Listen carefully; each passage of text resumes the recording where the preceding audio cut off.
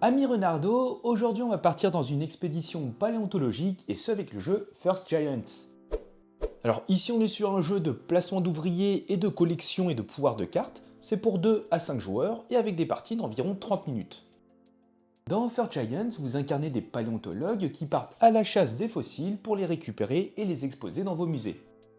Vous allez envoyer vos pions sur des sites de fouilles pour récupérer des cartes de fossiles, profiter de leur pouvoir tant qu'elles sont en cours d'étude et choisir le meilleur moment pour les exposer afin de marquer des points.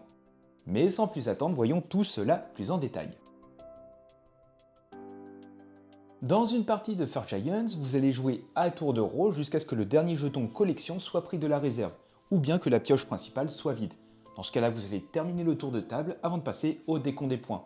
Et le joueur qui en a le plus remporte tout simplement la partie. Concernant le nombre de jetons collection, il faut savoir qu'il va varier en fonction du nombre de joueurs. Et à votre tour, vous allez choisir une action parmi deux. Soit vous allez jouer un pion dans un site de fouille pour récupérer une carte, ou bien vous allez récupérer tous vos pions. Et c'est ensuite au tour du joueur suivant.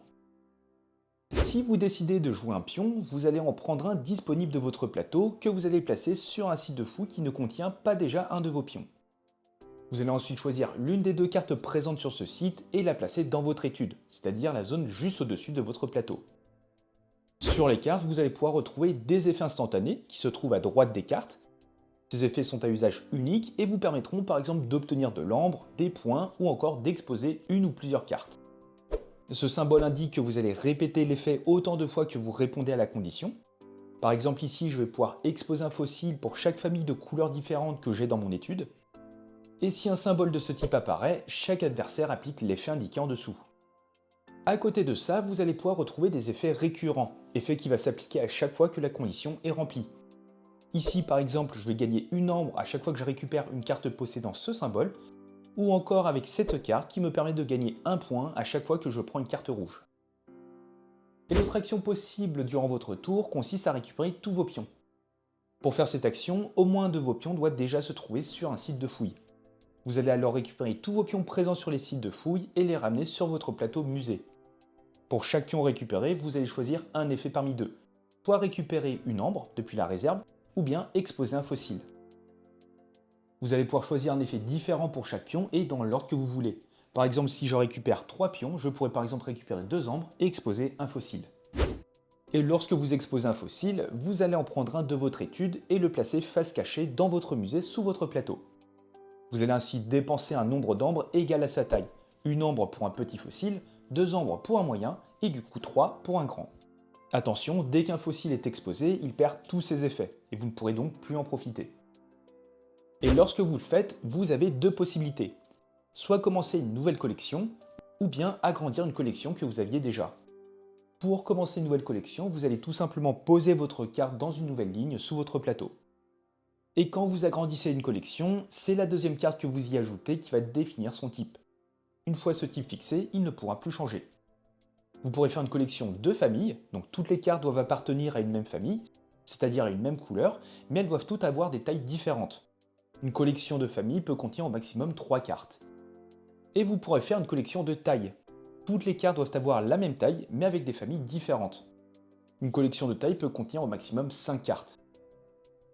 Et à chaque fois que vous agrandissez une collection, vous allez prendre un jeton collection dans la réserve et le placer côté feuille verte visible à cheval sur la carte précédente et la nouvelle carte.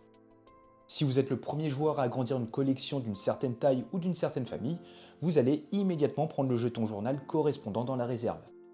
Mais attention, ces jetons journaux peuvent vous être volés. Si un autre joueur réussit à obtenir une collection du même type avec strictement plus de cartes que vous, eh bien il prend le jeton. A noter que si vous êtes le premier à compléter entièrement une collection, 3 cartes pour une famille ou bien 5 cartes pour une taille, le jeton journal correspondant est verrouillé chez vous. Plus personne ne peut vous le voler. Quand vous en complétez une, vous allez également retourner tous les jetons collection de cette collection sur leur autre face. Ils vaudront désormais 3 points à la fin de la partie au lieu de 2.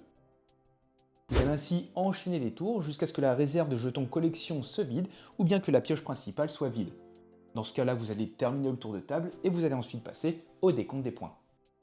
Pour cela, chaque jeton collection vaut 2 points si la collection est incomplète ou 3 points si elle est complète. Chaque jeton journaux vaut 3 ou 5 points, comme indiqué sur celui-ci. Et enfin, vous allez ajouter tous les points de victoire que vous avez gagnés en cours de partie grâce aux effets des cartes. Et le joueur avec le plus de points remporte la partie. En cas d'égalité, la victoire est partagée.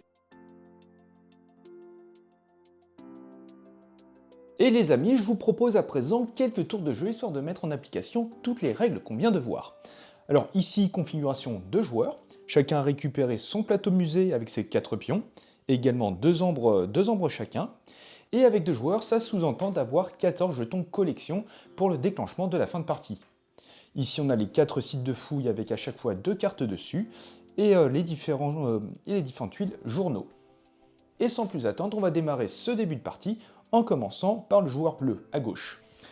Donc à son tour, il peut soit poser un pion, ou bien récupérer tous ses pions. Étant donné qu'il n'en a aucun, il va donc en placer un. Et la question c'est sur quel site de fouille? Est-ce qu'on veut prendre des effets immédiats ou des effets récurrents? Ici on va récupérer 2 ombres par carte rouge à chaque fois qu'on va récupérer une autre carte rouge. Ici il n'y en a pas trop, donc c'est pas si bien. Il va poser son pion ici pour récupérer cette carte. Désormais, à chaque fois qu'il va récupérer une carte d'une autre famille qu'il n'a pas, il va pouvoir marquer un point. Au tour du joueur vert, et on termine par recompléter le site. Le joueur vert va tenter de créer une famille de petits animaux. Il va donc placer un pion à ce niveau-là et récupérer cette carte. Donc immédiatement, il va pouvoir récupérer 3 ombres.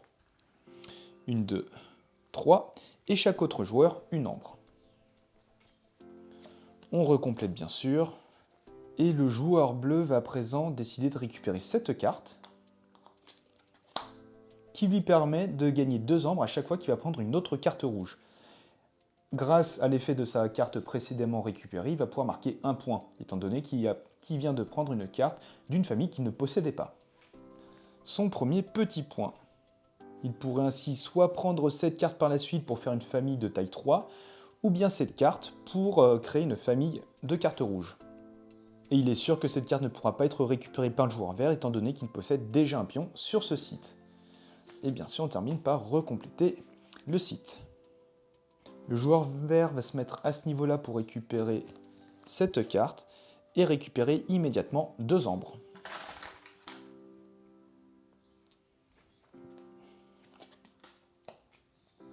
Ici, je vais me mettre sur ce plateau pour récupérer cette carte. Donc immédiatement, je vais pouvoir récupérer une ombre et faire une exposition. Mais je vais décider de ne pas le faire. Et étant donné que j'ai récupéré une carte rouge, je récupère 2 ombres. Le joueur vert va se mettre à ce niveau-là pour récupérer une 3e carte de taille 1.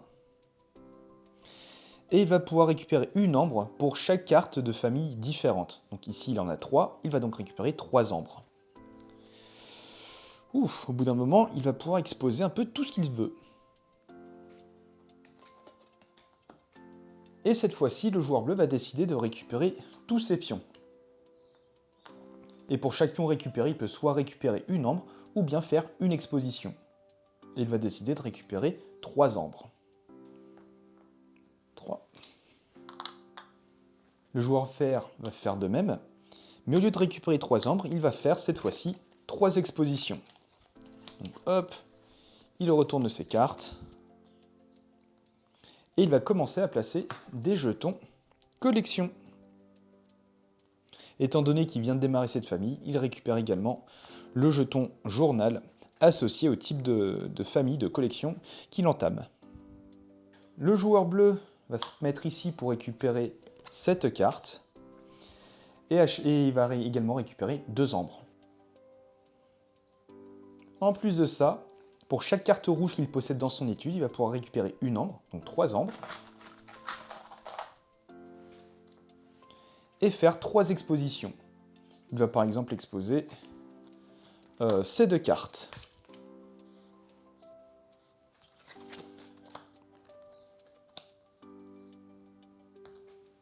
Ça lui coûte 1 et 3, 4 ombres qu'il va dépenser. Et d'ailleurs, il me semble que je n'ai pas payé ici, donc 1 x 3, 3 ombres également. Il va récupérer un jeton de collection, et également le journal rouge. Hop là! Et on n'oublie pas de recompléter. Ici, le joueur vert va se placer là pour récupérer cette carte. Et désormais, à chaque fois qu'il va récupérer une carte verte, il pourra également récupérer 2 ambres. Et vous allez ainsi enchaîner les tours jusqu'à ce que la pioche soit vide ou bien que les jetons collection ont été tous placés sur vos cartes. Et dans ce cas-là, vous allez passer au décompte des points et le joueur qui en a le plus remporte tout simplement la partie.